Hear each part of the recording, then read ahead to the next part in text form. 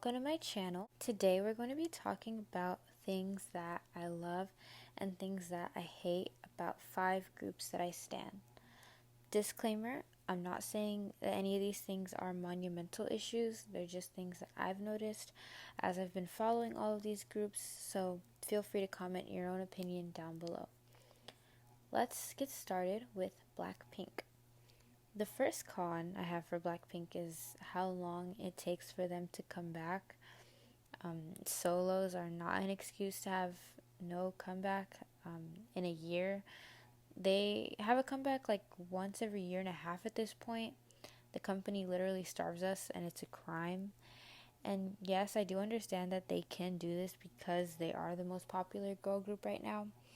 So they have the liberty to space out new music, but it just makes the critique on them so much worse since everyone expects gold and perfection after waiting so long for new music, and antis like to use the delay as an excuse to hate on them.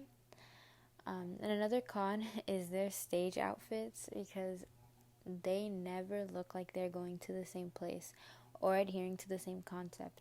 Sometimes the outfits aren't even in the same color. They're not color coordinated. Like, I'll be getting so mad at the stylist. Like, what are you doing? It's not cute.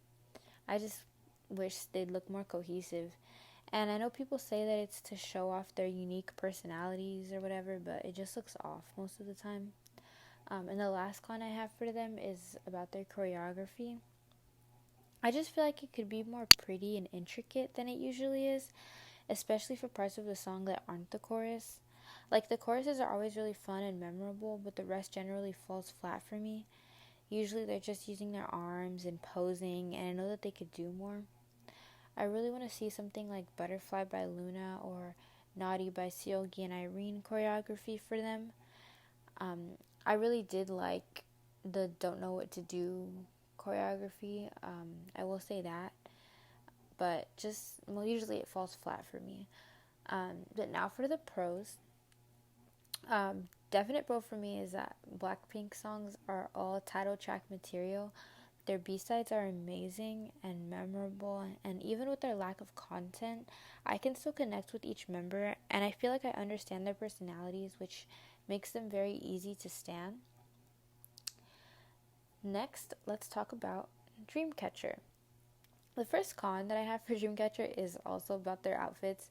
Yes, they are generally really beautiful, but I just wish there was less uniformity during their stages.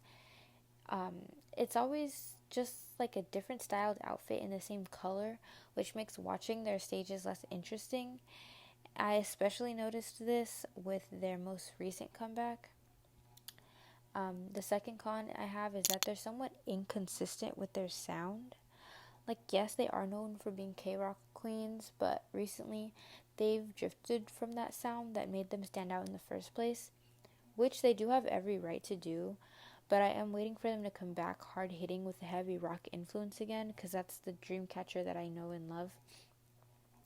But the pro of that, however, is that they have a ton of variety, and you can find almost every genre within Dreamcatcher's albums, and the variety of sounds shows off each member's abilities, and the members themselves have said that they are happy to be able to experiment so much with their music, so the fact that the idols themselves appreciate what they're making is a really good thing.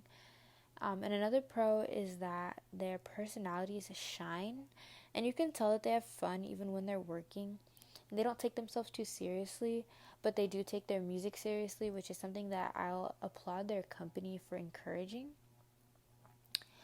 So next, let's talk about Twice. So a definite pro I would have for Twice would be their concepts. Twice concepts are always so cute and fun, and it always looks like there's so much effort that was put into the music videos and teasers to make the concept feel real and engaging. Some Twice concepts that stood out most for me were Signal, Alcohol Free, and Scientist. There were so many more, but I just think those were really memorable, and the styling and visuals were so pretty. And another con that I have is that they don't make you wait an eternity for new music. It's really great to have such a consistent flow of content from one of my olds. But the con of that, however, is that it's harder to build up anticipation for their music because they come back so often. A happy medium, in my opinion, is like 5 months or so, but Twice has a comeback like every 2 months now, or even less. Like with Donut, their latest Japanese release, it was so close to Scientist, and I just wish that JYP would let them take longer breaks for their sake and also to allow the audience to get excited for their music and so that they can spend more time promoting them, because I've noticed viewership has kind of dropped on their releases recently, which is really disappointing considering their overall success in K-pop thus far. So yeah, that was the last con I had for Twice. Now let's talk about STAYC. So the first con I have for STAYC is their outfits. They are just terrible. Like, they're so bad, no pun intended. I just feel like they're so boring, and I wish that the stylist would give them more variety. And that's really all I have to say about that. I just want more variety, and I want them to have bolder and more fun outfits, so I get more excited to watch the stages. But aside from that, I really only have good things to say about them. Their promotion content is god tier, first of all. HYBE is doing a really good job of promoting the group and showcasing their talents outside of the comebacks. And another pro I have is that the songs highlight each member well, and the lyric distribution is pretty good, so far at least. They're not afraid to sing in their stages, like to sing live, which I love. And the last group that I want to mention is Red Velvet. A con for them, in my opinion, would be the lack of content outside of their music. It just makes it hard to get to know and connect with the members, especially if you're a new stan. If you don't see any of their personalities outside of the stages and song promotions. And this note mainly applies to before Seolgi's show and their solo promotions, because they have gotten better recently, but I remember being a new Revlove and not feeling very close to the members or knowing what each of them was like, which has changed, but I just found that to be a small issue, especially in comparison to other groups that I really felt a strong connection with as soon as I started standing them and looking up their content.